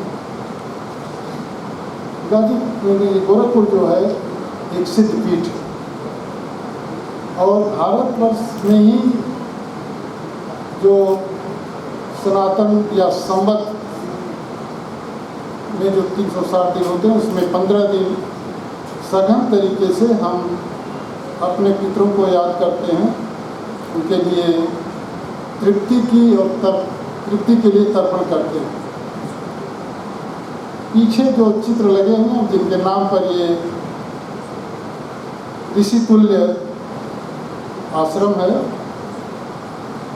महाराणा प्रताप स्नातकोत्तर महाविद्यालय भूषणजंगल, जिनके नाम पर है। शायद भारतवर्ष में महाराणा प्रताप शिक्षा समिति ने या न्यास ने जाने अनजाने ये न्याय कर दिया कि जो जंगल में रह करके जिसकी बच्ची को घास की रोटी भी उबिलाव लेकर भाग गया, परंतु राष्ट्र के स्वाभिमान, स्वतंत्रता और शरीर की रक्षा किया, ऐसे महाराणा प्रताप जी के नाम पर जो 1932 में गोरखपुर में समिति या न्यास बना, परिषद बनी, उस परिषद के तत्वावधान में, अभिभावकत्व में जंगल से जंगल तक, भूषण जंगल साधारण जंगल नहीं, ये वही जंगल होगा जो मालौर राजपूतों के उसी से महाराणा संघ बना हुआ। अगर ये भाव नहीं आता हो महाराणा प्रताप जी के चित्र से, वो देश की रक्षा नहीं कर सकते। मुझे बहुत सुकून हुआ कि बहुत दिन बाद यहाँ आने का अवसर मिला, क्योंकि कभी कभी परिवार में अंतर होते हैं। तो पिछले 3 वर्ष जिसकी चर्चा केवल मैं इसलिए कर दे रहा हूँ कि मेरे लिए अनुकूल नहीं था गोरखपुर विश्वविद्यालय में आना। मेरे हिसाब से वहाँ त्रिदोष था, कुटिलता का, कलुषता का, लेकिन ईश्वर जब न्याय करते हैं और पूज्यपाद महाराणा प्रताप जी के परिवार के सदस्य और भारत ही नहीं विश्व में संन्यास की परंपरा के दिग्विजय ऋषि महान दिग्विजय नाथ जी, जो सीधे उस परिवार महाराणा परिवार से, इनकी देख रेख में गोरक्षपीठ की जो सिद्धि है, जो उनका संकल्प था, शायद उन्होंने ही आपको प्रेरित किया होगा प्रोफेसर प्रदीप राव जी, कि आपने ये जो शीर्षक रखा है, इस शीर्षक में ही राष्ट्रीय शिक्षा नीति 2020, बहुत लोग 2020 कहते हैं, ये देश 3 तरह से बर्बाद है। क्रिकेट का 2020, राष्ट्रीय शिक्षा नीति को 2020 कहते हैं, और बाकी जो आजकल नया गठबंधन बना है 420 लोगों का, ये 320 बहुत गड़बड़ है। क्रिकेट का 20, शिक्षा नीति को 2020 कहना नहीं, ये राष्ट्रीय शिक्षा नीति 2020 है। संवत के हिसाब से मैं आपको बधाई देता हूँ कि पहली बार भारतवर्ष की सनातन परंपरा में पितृपक्ष में शीर्षक भी सनातनी है, और आपने जो ऊपर तिथि में लिखा है आश्विन अष्टमी से आश्विन नवमी तक, आज मातृशक्ति का, भारत की सनातन मातृशक्ति का, जीवित पुत्रिका का प्रथम सबसे कठोर दिन, कठोर तो नहीं कहते, साधना का है। और सूर्य भगवान ने कल परीक्षा भी ले लिया, जितनी गर्मी हो सकती थी, परंतु एक भी मातृशक्ति से अधिक कोई महिला नहीं हुई अपने पुत्र पुत्रियों की कल्याण के लिए, केवल पुत्र नहीं। दूसरा मैं आपको बधाई देता हूँ इसलिए भी ये बात कर लूँ कि पितरों को, माँ सरस्वती को प्रणाम करता हूँ आप सब लोगों की तरफ से संवेद रूप से, इस वंदना के साथ कि करेण वीणा परिवादयन्तीं तथा जपन्तीं अपरेण मालां मराल पृष्ठा सनम सन्निविष्टां सरस्वती तां सृष्टि। तदुपरांत मैंने पितृपक्ष की बात को कहा वो इसलिए कहा कि महाराणा प्रताप, उनके परिवार से आने वाले मंत्री विजयनाथ जी, उसी भूमि से ननिहाल पक्ष से जुटे हुए पूज्यपाद महंत अवैधनाथ जी और वर्तमान पीठाधीश्वर जो उत्तर प्रदेश के यशस्वी मुख्यमंत्री हैं, उत्तराखंड की वह भूमि और उदयपुर की भूमि में अभी भी वो संबंध है। तो मैं जो ये जितने हमारे नाथ संप्रदाय के देवतुल्य ऋषि हैं, जो हमारे पितर हैं, हम आप सब लोगों की तरफ से उनको प्रणाम और श्रद्धांजलि अर्पित करता हूँ तथा वर्तमान पीठाधीश्वर जो महाराणा प्रताप शिक्षा समिति के अध्यक्ष हैं, मुख्यमंत्री होने के कारण, मुख्यमंत्री जी होने के कारण उन्होंने अपना ये दायित्व प्रोफेसर उदय प्रताप सिंह और प्रोफेसर प्रदीप राव जी को दिया है, उनको मैं प्रणाम निवेदित करता हूँ आप सब लोगों की तरफ से और पितरों से यही प्रार्थना करता हूँ कि भारतवर्ष में लोकतंत्र, शुचिता और लोक कल्याण निर्भय और निर्भय रूप से अगर बचेगा, बढ़ेगा और श्रीवृद्धि प्राप्त करेगा तो वो योगी आदित्यनाथ जी के ही नेतृत्व में। मैं उनको भी प्रणाम निवेदित करता हूँ मंच की तरफ से और बधाई तो देना चाहता था। इधर 100 से अधिक विश्वविद्यालयों या महाविद्यालयों में जाना हुआ, बात सब करते हैं नर नारी समता और नारी सशक्तिकरण की। यह पहला मंच मैं देखा कि कम से कम 60% मेरी छोटी बहन पूनम, शोभा और शिप्रा, ये 3 तो मंच पर है, नहीं तो लोग बोलते हैं नारी सशक्तिकरण होना चाहिए। अब महिला 11 से बैठ जाएंगे, उसी में MLA, MP, फलाना फलाना प्रबंधक और कुर्ता जो पैर फैला के बैठने वाले, लेकिन दूठे महिला, पढ़ी लिखी महिला या एक छात्रा को नहीं बैठाते, हमने नहीं देखा। आज मुझे बहुत खुशी है, मैं इसको सिर्फ हूँ मानता हूँ। और ये डॉक्टर प्रदीप राव जी मैं जानता हूँ, मैं जब छपरा में कुलपति था जयप्रकाश नारायण विश्वविद्यालय, जयप्रकाश विश्वविद्यालय में, तो मैंने आपसे सीखा कि वर्ष भर में सभी पर्वों को, सभी तिथियों को और अंतर्राष्ट्रीय दिवसों को कैसे पंचांग बना करके आयोजन किया जाता है, एक दिन भी महाविद्यालय बंद न करते हुए। आज आपने ये जो काम किया है मुझे बहुत सुकून हुआ, क्योंकि मैं सवेरे ही चला था तर्पण करने के बाद 3 और पानी देने के बाद अपने परिवार के लोगों को 2 बार मुझे अवसर मिली आज ये पितृपक्ष में आने का। और एक बार मेरे पिताजी जब नहीं रहे तो दूसरे दिन उनकी तिरही करने के बाद यहाँ पर एक कुलपति होते थे जिनको ये शौक था कि हम किसी को प्रमोशन नहीं देंगे। तो भाग्य से पूनम जी वो फिजिक्स के ही थे, अपने तो चुनाव लड़ते थे MP तक का, और दूसरे को प्रमोशन नहीं देंगे। और गोरखपुर विश्वविद्यालय ऐसा विश्वविद्यालय जहाँ का शिक्षा संकाय, जहाँ प्रोफेसर M वर्मा जो सुश्री महादेवी वर्मा जी के भाई थे, और जो किताब उन्होंने मेजरमेंट, इवेल्युएशन और फिलॉसफी के लिए दिया, भारत के किसी विश्वविद्यालय में BHU ने भी नहीं लिखा, हमने भी नहीं। उस M वर्मा के डिपार्टमेंट की ये छात्रा जिनका कैरियर आपने अभी सुना, अमोल सर, इन लोगों को तेरही के दूसरे दिन मुझे आना था, मैं गवर्नर नामनी था, मैं कहा मैं चलूँगा, वैसे ही मैं चल दिया। ये लोग मुझको पहचान भी नहीं पाए कि इन्होंने सिलेक्शन कमेटी में कहे। तो इसलिए शोभा जी, जब आप लोगों को मैं देखता हूँ, भोक्ता को, आपको, सैदा को, और वो जो कमल जी, हाँ सब लोग, तो सबका प्रमोशन मैंने किया। और तब एक अच्छे कुलपति थे पुरी साहब, दिल्ली वाले, आपके एंसेंट हिस्ट्री वाले, कहा कि सिंह साहब ने पहली बार आपने पाया कि, तो मैं आपको देख के शोभा जी मुझे बहुत खुशी होती है। जब मैं आता हूँ यहाँ शिक्षा से, प्रमोशन न देना और PhD थीसिस न जचवाना, 2-2 साल से न जचवाना, वो A++ नहीं है। शोभा जी मैं आपको बधाई देता हूँ। आपने पूनम बहन को बधाई आज औपचारिक रूप से मैं दे रहा हूँ, फोन के दिन दिया था, और जिस दिन इन उनका इंटरेक्शन था उस दिन हम उनका मुठभेड़ की गवर्नर महोदया से। लेकिन पहली बार उत्तर प्रदेश में बिना लक्ष्मी की कृपा के अपनी मेधा, अपनी शुचिता और अपनी विद्वता से 2 महिलाएं कुलपति हुई, पूर्वांचल विश्वविद्यालय में और गोरखपुर विश्वविद्यालय में। और शायद पूनम जी मैं ठीक हूँ, तो शायद प्रोफेसर पूनम कन्नन जी दूसरी महिला कुलपति प्रतिमा जी हुई थी, उनके भाई मेरे साथ थे गोडा में जब मैं डिग्री कॉलेज में था। प्रतिमा स्थान के बाद प्रोफेसर पूनम जी हैं। और एक जो हंसी वाली बात है, लेकिन फिर तुम लोग मत करना कि तो फेल है। जिस विषय की ये अंतर्राष्ट्रीय विदुषी हैं, उस विषय में मैं MSc फेल विद्यार्थी। बात मानो, मैं न्यूक्लियर फिजिक्स का था। मैं तब कुर्ता धोती पहनता था।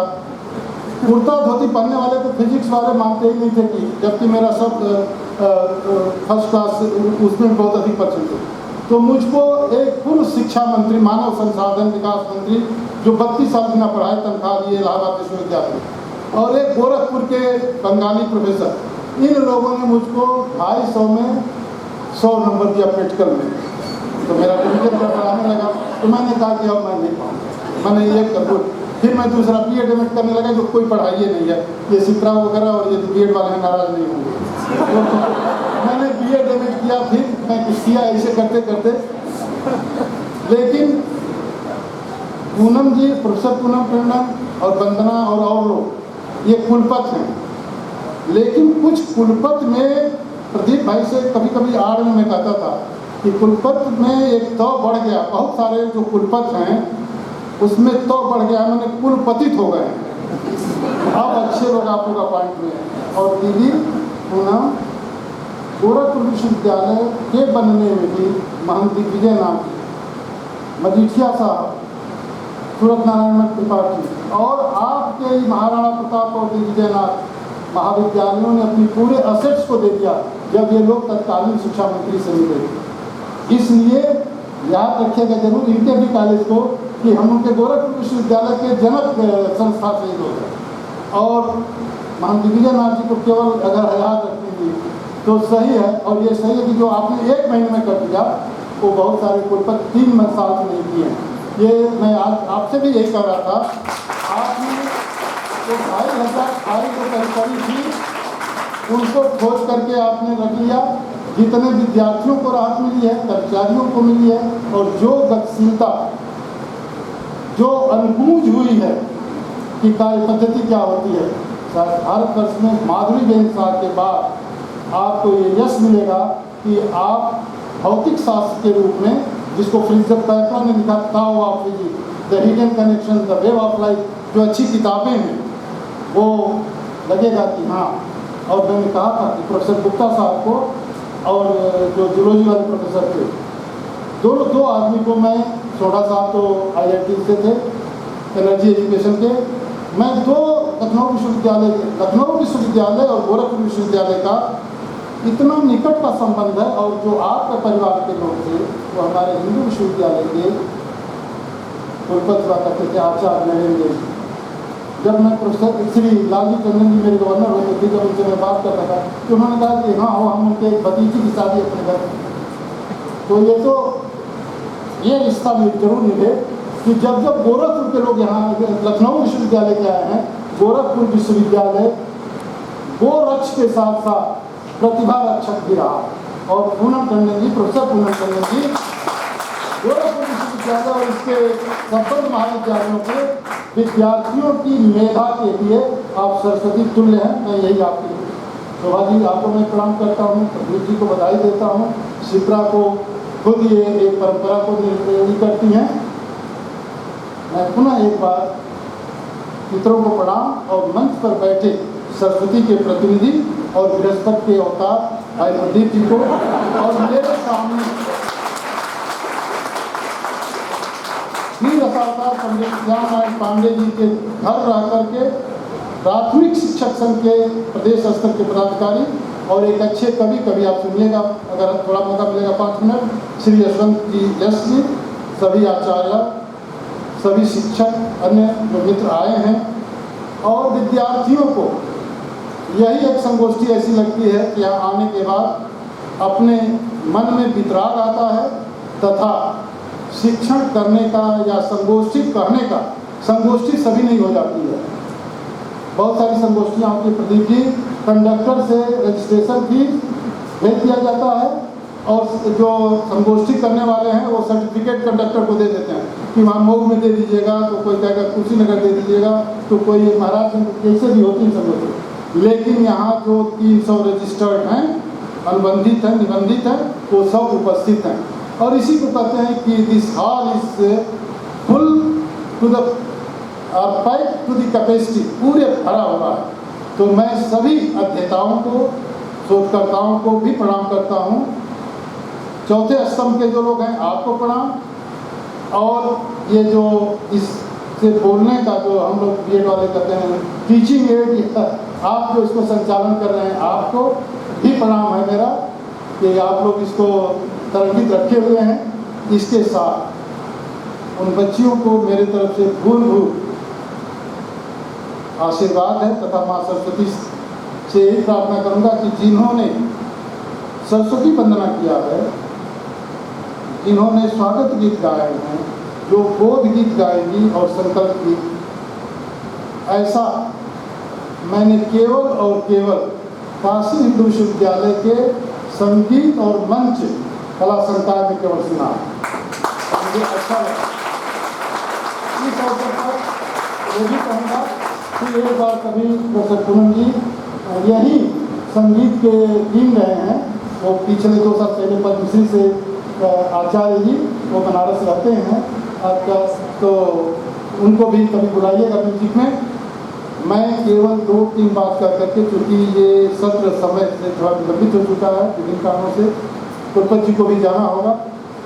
एक चीज़ ध्यान रखना है कि जो मैंने कहा शीर्षक नीति है, राष्ट्रीय शिक्षा नीति है, और ये संयोग है अभी नीचे जब आप जो पिछले वर्ष के की एक पुस्तिका छपी है, तो मुझे जो राष्ट्रीय अध्यक्ष विद्यार्थी परिषद के राजशरण जी, जो जिनको मैंने पढ़ाया नहीं है लेकिन मुझको वो गुरु जैसे मानते हैं, तो उन्होंने मुझे भेजा था जो 1968 की राष्ट्रीय शिक्षा नीति थी, उसको 1964 से 66 का आयोग कहते हैं। और भौतिक शास्त्र के ही ऋषि तुल्य विद्वान प्रोफेसर दौलत सिंह कोठारी, जो दिल्ली विश्वविद्यालय में थे, बाद में वो एडवाइजर हुए, CSIR के हुए, UGC के चेयरमैन थे। जब वो विश्वविद्यालय अनुदान आयोग के अध्यक्ष थे, तब उस समय उनसे रिक्वेस्ट किया था मरने से पहले नेहरू जी ने कि इस आयोग को देख लीजिएगा। और छागला साहब शिक्षा मंत्री थे, अपने ड्रार में रखे थे। ऋषि तुल्य 64 से 66 तक 2 साल जो राष्ट्रीय आयोग बैठा, जो शिक्षा आयोग 1964-66, दौलत सिंह कोठारी की रिपोर्ट को रख दिया था अपने ड्रार में, MC छागला ने। और जाते ही 14 जुलाई को या अगस्त तक, अप्रैल में, 29 अगस्त अप्रैल को पहला ही संसद में प्रश्न पूछ दिया था उन्होंने, मान दिग्विजय नाथ जी ने, कि वो रिपोर्ट का क्या हुआ।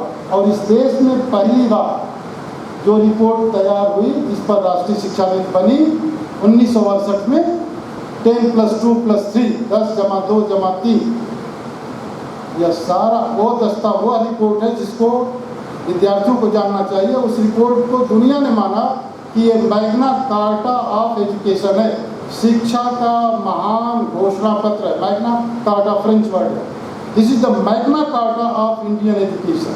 और उन्होंने कहा कि अगर उसकी 40% संस्तुतियों को तत्कालीन भारत सरकार ने क्रियान्वित कर दिया होता या कार्यान्वित कर दिया होता, तो भारत पुनः नालंदा, तक्षशिला, विक्रमशिला और उदंती जैसा हो जाता। नहीं हुआ। आलोचना का वर्ष बीता, 1968 के बाद अंक बदले, 1986 2.5 में अंतर हुआ।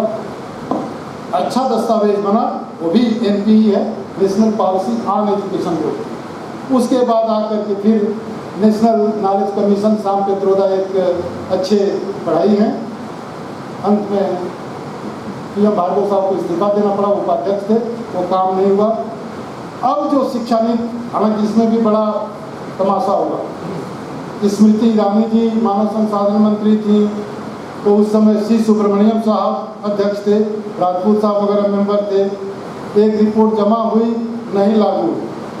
फिर तब तक शिक्षा मंत्री बदल गए, प्रकाश जावड़ेकर जी, तो दूसरा आयोग बैठ गया, कस्तूरी रंगन साहब जी वाला वैज्ञानिक थी। अच्छा, उन्होंने जमा किया 400 कुछ पेज का, आते आते 62-63 पेज में एक रिपोर्ट अंग्रेजी में और थोड़ा सा पेज अधिक है हिंदी में आई।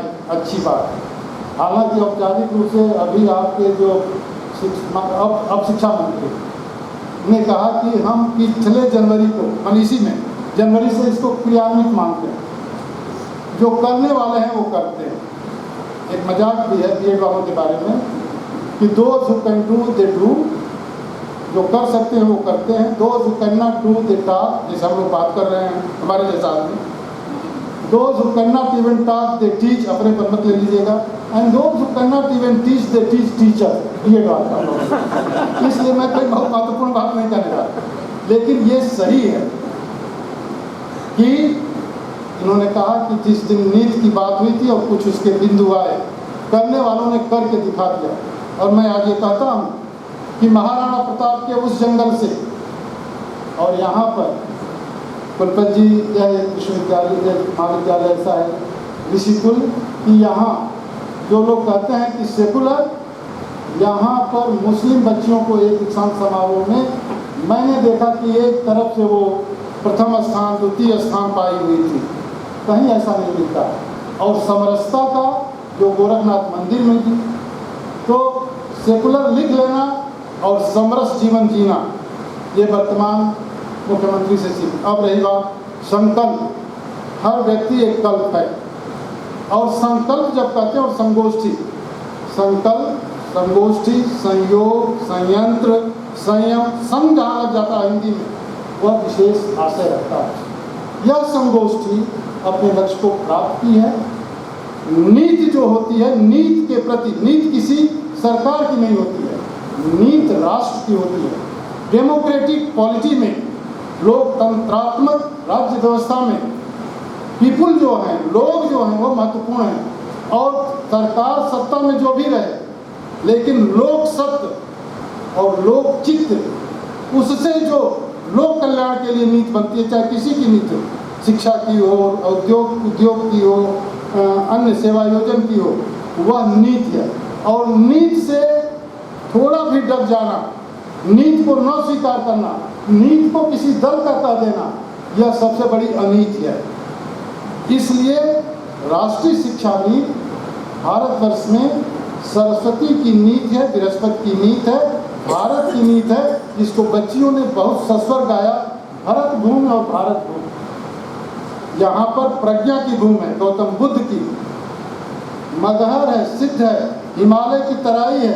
इस साधना पीठ में मेरा एक ही निवेदन है, याद रखिएगा, जिसके तरफ आपने संकेत किया, जिसको प्रोफेसर शोभा गौड़ जी ने कहा, ट्री, वो एक किताब है, महात्मा गांधी ने एक बार कह दिया था, the beautiful tree, Indian education system is the beautiful tree. और एक बहुत बड़े सर्वोदयी श्री धर्मपाल जी ने एक मोटी किताब लिखा है, बिब्लिया सिंटेक्स से छपी हुई किताब है, द ब्यूटीफुल ट्री, वो यहाँ भी मंगाना है तो है, द ब्यूटीफुल ट्री। इस राष्ट्रीय शिक्षा नीति में हायर एजुकेशन इंस्टीट्यूशन, उच्च शिक्षा संस्थाओं के जो 3 लक्ष्य हैं, टीचिंग का टी, रिसर्च का आर और एक्सटेंशन का ई, TRE हुआ ना, उसी को एनहांस कर दीजिए तो फिर ट्री खड़ा होता है। भारतवर्ष में ब्यूटीफुल ट्री, जिसको कल्पतरु कहते हैं, केवल इसी राष्ट्रीय शिक्षा नीति में वो सामर्थ्य है कि वह ब्यूटीफुल ट्री जहाँ आदम और हव्वा बैठे थे, जहाँ फॉरबिडन फल को उन्होंने खा लिया, हमारे यहाँ तो मनु और शत्रुपा, नाक डगमगा रही थी, दोनों संभाल रहे थे। भारतवर्ष की डगमगाती प्रज्ञा की नाव को मनु और शत्रुपा बचा लेंगे, अर्थात बृहस्पति और सरस्वती बचा लेंगे। अगर राष्ट्रीय शिक्षा नीति को आपने ठीक से पढ़ लिया तो टीचिंग, रिसर्च और एक्सटेंशन में को एनहांस करने के लिए अगर आपका संकल्प है तो आप नीति प्रज्ञ हैं, नीति संकल्पित हैं, तब वो जो ट्री खड़ा होगा, इससे भी ट्री बन गया, टीचिंग, रिसर्च, एक्सटेंशन, एनहांसमेंट, ये भी ट्री हो गया। तो the beautiful tree will take the shape of a very nice tree. वो कल्पतरु होगा जहां आप सबकी आकांक्षाएं पूरी होंगी। अर्ली चाइल्डहुड एजुकेशन से लेकर और आखिर में रिसर्च तक मैं कुलपति महोदया से अपनी बहन से ये कह रहा था, पूनम जी पूरे विश्व भारतवर्ष में 4 अगस्त को पार्लियामेंट में अनुसंधान नेशनल रिसर्च फाउंडेशन बिल आ गया, 12 को गजट हो गया, एक जगह एक विश्वविद्यालय पूरे भारत में किसी विश्वविद्यालय ने उस पर चर्चा तक नहीं कराई। अनुसंधान नेशनल रिसर्च फाउंडेशन, जो आप राष्ट्रीय शिक्षा नीति का अध्याय 17 पढ़ेंगे, अध्याय 17 का शीर्षक यही है, catalysing the academic research in all subjects, और उसके लिए नेशनल रिसर्च फाउंडेशन की अवधारणा उसमें सजेस्ट की गई है। और उसी बात को पार्लियामेंट ने पास कर दिया। यह कमिटमेंट है प्रधानमंत्री का और देश की संसद का कि राष्ट्रीय शिक्षा नीति में, और आज जब अभी पास होने से पहले 500 करोड़ पहले दे चुके हैं, 1700 करोड़ देना, फिर उसको बढ़ाएंगे। क्या भारतवर्ष के विश्वविद्यालय इतने सूख गए हैं कि बच्चों के शोधार्थियों के बारे में international research, peering of the researcher, pioneer researcher, clustering of the research institution, entrepreneurship in the research आज की बात हो रही है, और भारतवर्ष के विश्वविद्यालय चुप लगे हुए हैं। पूनम जी मैं आऊँगा आपसे झगड़ा करके, लेकिन 3 दिन का या 2 दिन का करके गोरखपुर विश्वविद्यालय अग्रणी विश्वविद्यालय आपके नेतृत्व में हो जाए, क्योंकि पूनम तभी सार्थक होता है जब पूर्ण माँ की तरफ से पूर्णता प्रदान कर देंगे आप, तभी तो पूनम होगा। इसलिए अनुसंधान पर गोरखपुर विश्वविद्यालय 3 दिन का वर्कशॉप कम सेमिनार करे, जिसमें गोरखपुर नगर, क्षेत्र, प्रदेश और राष्ट्र में विभिन्न विषयों में along and across the disciplines of study 10-10 topic केवल मंगवा लीजिए, और उन्हीं को फाइनलाइज करके आप NRF को, मिनिस्ट्री ऑफ एजुकेशन को, प्राइम मिनिस्टर को ये ऑफर कर दीजिए कि ये गोरखपुर विश्वविद्यालय ने ये काम किया हुआ है कि कौन से शोध विषय हैं, केवल शीर्षक रहेगा, और इनको शोध करने से भारतवर्ष की GDP, GNP तो बढ़ेगी ही, ग्रॉस नेशनल हैप्पीनेस भी बढ़ेगी। आजकल 3 पैरामीटर है, GNP gross national product, GDP gross domestic product, और तीसरा है जो यहीं का लेकर के भूटान के राष्ट्रपति ने कह दिया तो आज याद किया जाता है, ग्रॉस नेशनल हैप्पीनेस। मैं पूरा विश्वास रखता हूँ कि आने वाले क्षणों में कुलपति जी के संबोधन के बाद एक आपका मानस तैयार होगा, प्रतिभागियों का, आयोजकों का, हम सब लोगों का, कि निश्चित रूप से भारत की राष्ट्रीय शिक्षा में 2020 नहीं 2020 एक ऐसा मैग्ना कार्टा है, घोषणा पत्र है, और घोषणा पत्र नहीं है, क्योंकि एक जगह कहा 1986 वाले में केसी पंत साहब ने, जिनको गोरखपुर विश्वविद्यालय के ही प्रोफेसर रस्तोगी साहब ने पढ़ाया था PhD में चंडीगढ़ में, केसी पंत साहब को, तो 1986 का जो पहला दस्तावेज उसमें लिखा है कि भारतवर्ष में नीति हम सबसे अच्छा बनाते हैं, but we do not commit, will लिखा है, दृढ़ इच्छा शक्ति नहीं है। इस बार की नीति में दृढ़ इच्छा शक्ति है, जो संकल्प है, और मुझे पूरा विश्वास है संकल्प सन्नद्धता के साथ, संलिप्तता के साथ और शुचिता के साथ है।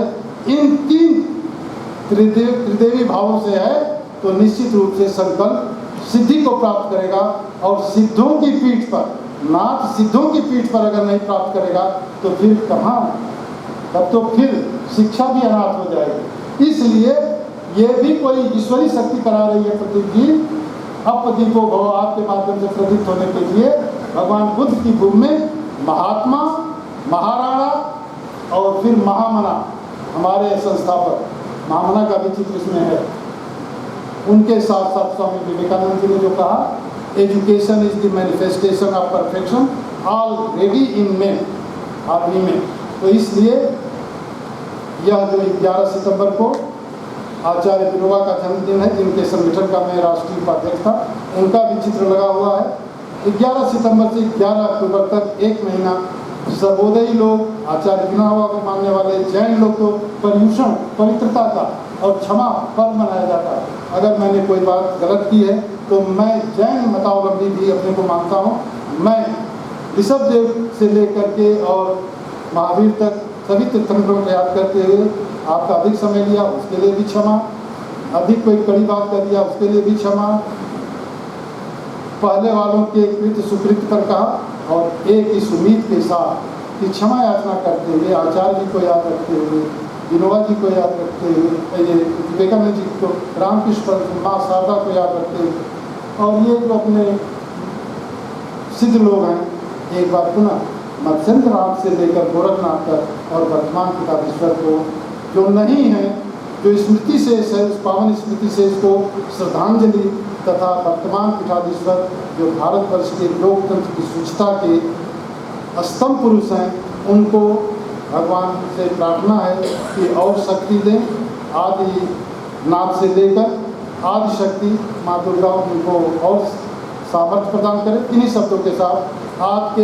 इस संगोष्ठी के सफलतम सिद्धि की कामना करते हुए अपनी वाणी को विराम देता हूँ और एक ही प्रार्थना करता हूँ, इसके बाद नवरात्र आएगा तो दुर्गा सप्तती की 4 पंक्तियाँ कहकर अपनी बात करा। सिद्धि और संकल्प दोनों का आत्म तत्व से संबंध है। ओम ऐं आत्म तत्वम शोधयामि नमः स्वाहा। अपनी आत्मा को पवित्र करिए, सब ठीक हो जाएगा। ओम ह्रीं विद्या तत्वम शोधयामि नमः स्वाहा। ओम क्लीं शिव तत्वम शोधयामि नमः स्वाहा। ओम ऐं ह्रीं क्लीं सर्व तत्वम शोधयामि नमः स्वाहा। अगर सर्व तत्व कहीं पूर्ण रूप से शोधित है तो वह महाराणा प्रताप समिति के प्रबंधन के निर्देशन के अंतर्गत महाराणा प्रताप स्नातकोत्तर महाविद्यालय जंगल दूषण जो अरण्य है, निश्चित रूप से आपकी ये संगोष्ठी एक शोध के लिए, शिक्षा के लिए संकल्प और सिद्धि का अरण्य संपादित और प्रतिपादित करेगी। बहुत बहुत धन्यवाद। धन्यवाद सर आपके सारगर्भित उद्बोधन के लिए। महाविद्यालय बोधि तीर्थ शिवन में आता है।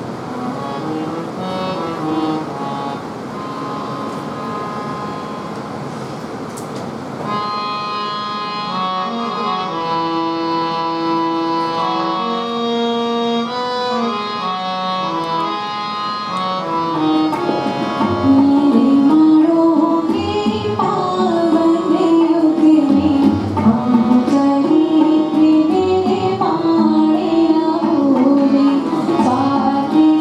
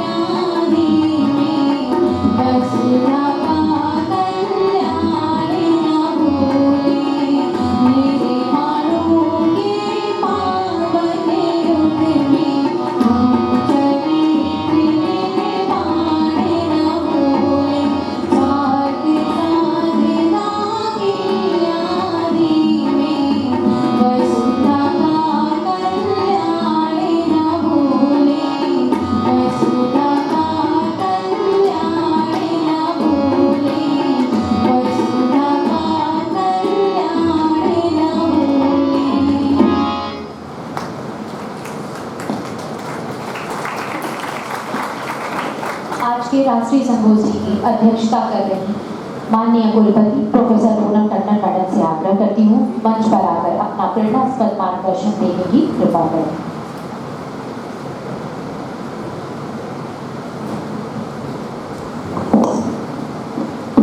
आप सभी को मेरा नमस्कार और मंच पर उपस्थित हमारे बीच में प्रोफेसर हरिकेश जी, प्रोफेसर प्रदीप राव जी, प्रोफेसर शोभा गौड़ जी और जो मंच का संचालन कर रहे हैं प्रोफेसर शुक्ला सिंह जी और अन्य अध्यापक और प्रिय छात्रों।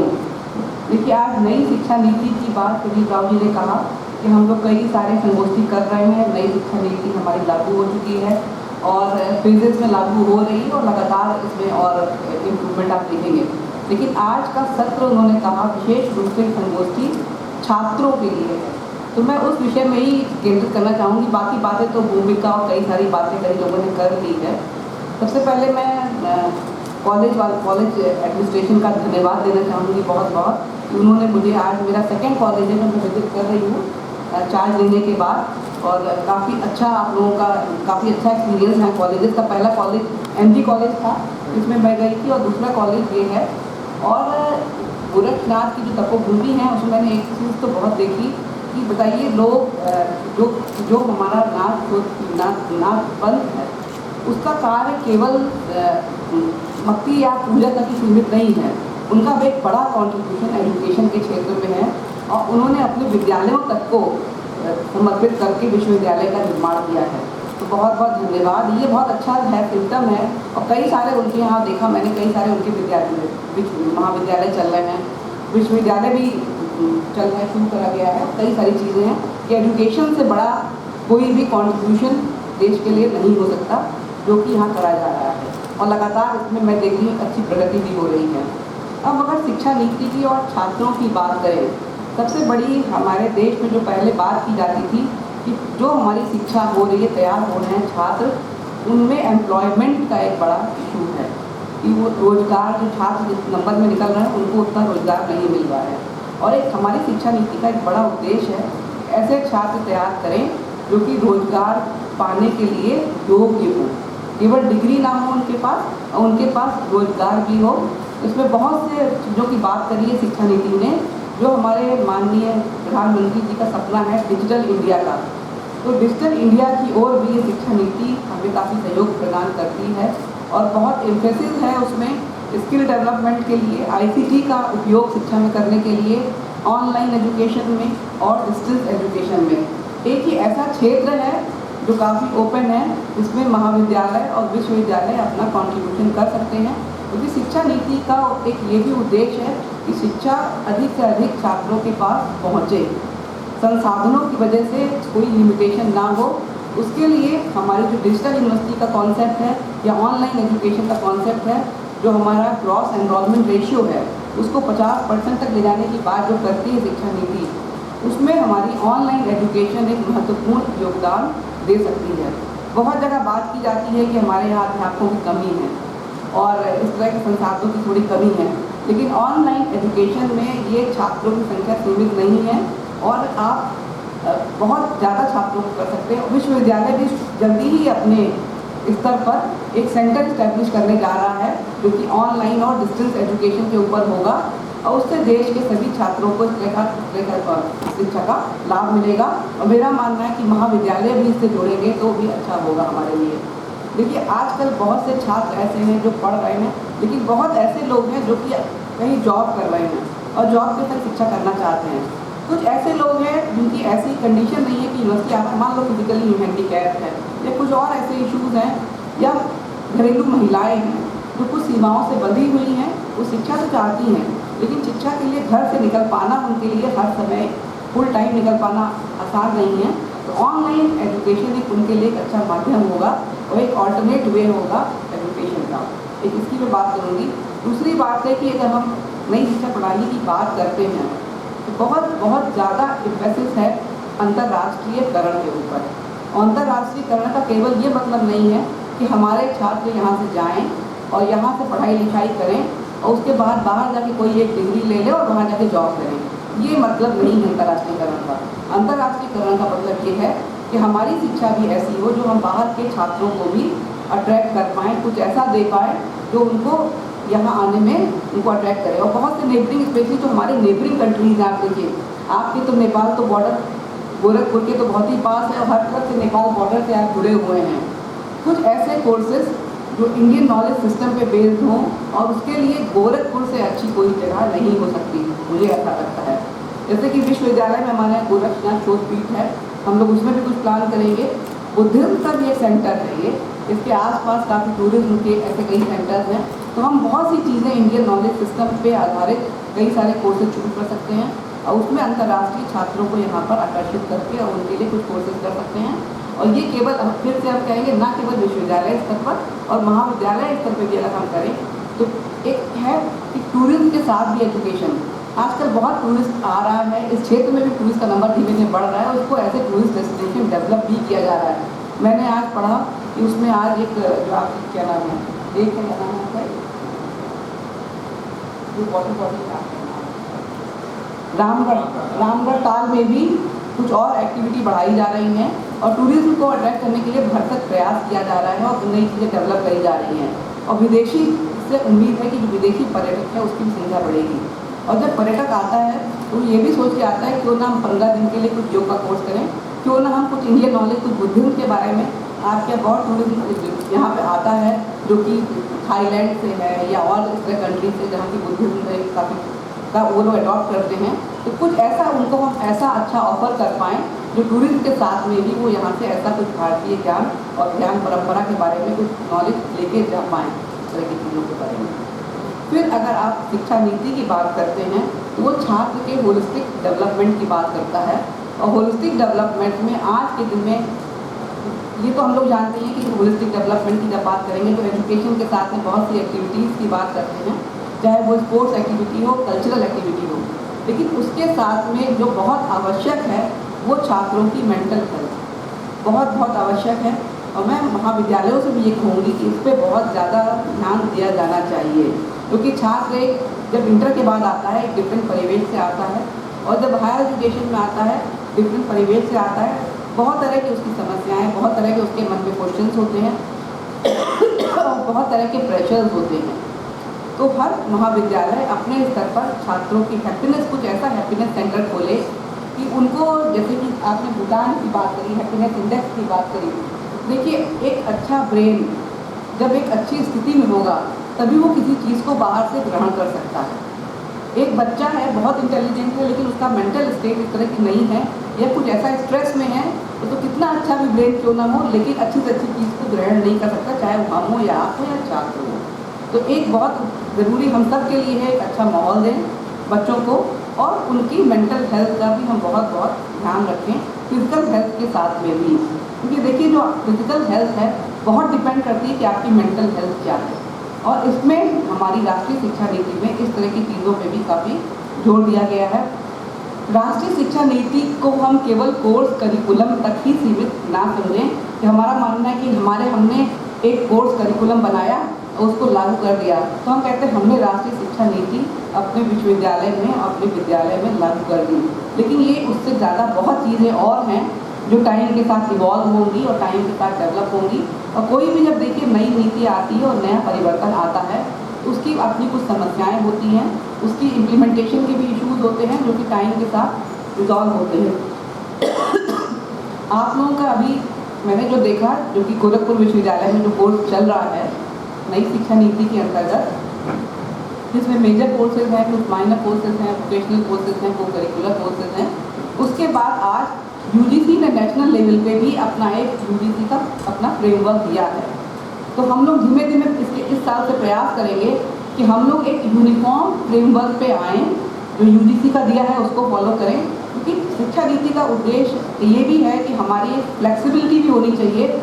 आज छात्र हमारा किसी भी स्टेट में है, किसी भी यूनिवर्सिटी में है और अगर वो चाहे तो किसी दूसरी, मान लीजिए ट्रांसफ़र हो जाता है या उसकी जॉब लग जाती है या किसी वजह से दूसरी स्टेट में पढ़ना चाहे या वो चाहता है कि साउथ में जाके देखें कि वहाँ का कल्चर क्या है साउथ में, या कुछ ऐसी बात है तो वहाँ जाके भी वो ट्रांसफ़र म्यूचुअली ले पाए। इसके लिए बहुत ज़रूरी है कि जो यूजीसी का एक हमारा नेशनल केवल स्टेट लेवल का जो करिकुलम है उससे भी आगे जाकर हम यूजीसी के जो नेशनल फ्रेमवर्क है उसको अडॉप्ट करें। और उसमें हमारा पहले भी 4 साल के यूजी की बात करी गई है, और मतलब 4 साल का यूजी तो नहीं कहते उसको, हम बेसिकली इसको हम कहते हैं 1+1+1+1। यानी कि अगर आप अंडर ग्रेजुएट से बात करें, 12 के बाद बात करें, जब बच्चा आता है 1 साल के बाद उसको अगर पढ़ता है सर्टिफिकेट, 2 साल के बाद डिप्लोमा, 3 साल के बाद डिग्री, और 4 साल के बाद डिग्री विद रिसर्च या डिग्री 4 ईयर की डिग्री, इस तरह की बात करता है। और नई शिक्षा नीति 2 तरह के ऑप्शन दे रहा है आजकल। जो हमारा नया तरीका जो यूजीसी का फ्रेमवर्क आया है, जो 3rd ईयर में बच्चा है जिसके 75% ज़्यादा मार्क्स होंगे, वो तो जाएगा यूजी विद रिसर्च में, और जिसका रिसर्च में शोध में इंटरेस्ट हो वही बच्चा उसमें जाए 4 ईयर यूजी विद रिसर्च में। बाकियों के लिए थोड़ा डिफरेंट है, एक 4th ईयर उनके लिए जो ऑप्शन होगा, बाकी बच्चों के लिए भी 4th ईयर में जा सकते हैं। उनके लिए रिसर्च वाला कंपोनेंट को पेपर से रिप्लेस कर दिया जाएगा। और जो 4 ईयर यूजी करेगा, यूजी विद रिसर्च, वो डायरेक्टली पीएचडी में भी जा सकता है बिना पीजी करे हुए। पीजी के ऑर्डिनेंस में भी हम लोग बड़े परिवर्तन लेकर आएंगे। इस तरह की बहुत सी चीज़ें हैं, एक बड़ा चेंज है, उसको मेंटली भी एक्सेप्ट करना और उसको इम्प्लीमेंट करना, दोनों ही बड़े चैलेंज हैं विश्वविद्यालय स्तर पर, महाविद्यालय स्तर पर, टीचरों के लिए और छात्रों के लिए भी। लेकिन ये ज़रूर है कि अगर आप विश्व स्तर पर की शिक्षा की बात करेंगे तो ज़रूर इसको इम्प्लीमेंटेशन के बाद हम लोग छात्रों को विश्व स्तर की शिक्षा देने में सफल हो पाएंगे। पहले हमारा जो 3 ईयर का यूजी होता था, और हमारा बच्चा जाके अगर मान लीजिए किसी वजह से पीजी में बाहर अप्लाई करता था, उससे कहा था 1 साल का आपको और एक्सपीरियंस लाना होगा, या तो 1 साल आप पीजी पढ़िए तब आप एलिजिबल होंगे पढ़ पाने के लिए, बाहर जाके पीजी करने के लिए। लेकिन जो हमारा 4 ईयर का यूजी होगा, उसके बाद डायरेक्टली बच्चा हमारा अगर बाहर पढ़ना चाहेगा तो, और वरना अपने देश में भी जिस बच्चे ने 4 ईयर का यूजी करा होगा उसके लिए 1 ईयर का पीजी का भी ऑप्शन होगा। यानी कि total duration UG plus PG का उसमें परिवर्तन नहीं आएगा, केवल थोड़ा सा जो डिस्ट्रीब्यूशन है या नॉमेनक्लेचर है उसका परिवर्तन है। और हम छात्रों को केवल एक विषय की सीमाओं से नहीं बांधेंगे, हम एक बड़ा बुके ऑफर करेंगे। उस बुके में से वो कौन सा फूल चूज़ करेगा जो उसके चॉइस का होगा। अभी तक होता था कि बच्चे ने इंटर में अगर साइंस ले ली है तो उसको बीएससी में आके साइंस ही लेनी है। अब थोड़ी डिग्री भी देखिए चेंज होगी, बीएससी बीए या इस तरह की डिग्री की डेफिनेशन भी टाइम के साथ चेंज होगी। ज़रूरी नहीं है 60% ज़्यादा क्रेडिट जिस सब्जेक्ट के होंगे, डिसिप्लिन के होंगे, उसमें उसको डिग्री दी जाएगी। ऐसे बहुत से नई नई चीज़ें आप देखेंगे और सामने आएंगी, इसलिए बहुत पहले से बहुत ज़्यादा इसके बारे में बात करना वो नहीं, जैसे जैसे आता जाएगा वैसे वैसे चीज़ें आती जाएंगी। इसका मैंने फिर से मैं कहूँगी, इसका इम्प्लीमेंटेशन जैसा कि प्रधानमंत्री जी और हमारा शिक्षा मंत्रालय भी कहता है, और उत्तर प्रदेश पहली वो स्टेट बनी है देश में जिसने कि राष्ट्रीय शिक्षा नीति के सिलेबस को समावेशित करा है और लागू करा है। तो इसके लिए हम सब बधाई के पात्र हैं कि और स्टेट्स बहुत, क्योंकि I was the core committee, जो 18 मेंबर कमेटी बनाई गई थी इसको इम्प्लीमेंटेशन के लिए नई शिक्षा नीति की, मैं उसकी मेंबर भी रही। और उसके बाद बहुत सी स्टेट हम संपर्क करते रहे कि क्या करा आप लोगों ने इसको लागू करने के लिए और कैसे हम लोग इसको लागू कर सकते हैं। अब तो कई स्टेट इसको लागू करने की तैयारी कर रही है, क्योंकि लागू कर दिया है, लेकिन यूपी की अग्रणी इसमें भूमिका रही और एक रोल मॉडल बना और स्टेट्स के लिए। और बहुत टाइम हो चुका है और छात्रों के लिए भी बहुत लंबा, बहुत पेशेंस से बैठना, मेरे ख्याल से कुछ घड़ी भी कुछ जाने का भी इंतजार कर रहे होंगे। इससे ज़्यादा मैं बोल और नहीं करूँगी आप लोगों को। बस आपको ये जो संगोष्ठी करी है बहुत it is need of the hour है, बहुत ही ज़रूरी है इस तरह की संगोष्ठियों करना। और विश्वविद्यालय स्तर पर भी हम लोग और करेंगे, एजुकेशन डिपार्टमेंट से रिक्वेस्ट करेंगे कि नई शिक्षा नीति के ऊपर हम लोग और अधिक परिचर्चा करें, जिससे एक अच्छे स्वरूप में हमारा इम्प्लीमेंटेशन हो सके। इवन जो इम्प्लीमेंटेशन हुआ है उसकी भी हम एनालिसिस करें कि क्या कमियां हैं और इम्प्लीमेंटेशन में हम और कैसे सुधार ला सकते हैं। इसी के लिए बहुत बहुत धन्यवाद। Thank you. बहुत बहुत धन्यवाद मैम आपके मार्गदर्शन हेतु। वंदे मातरम।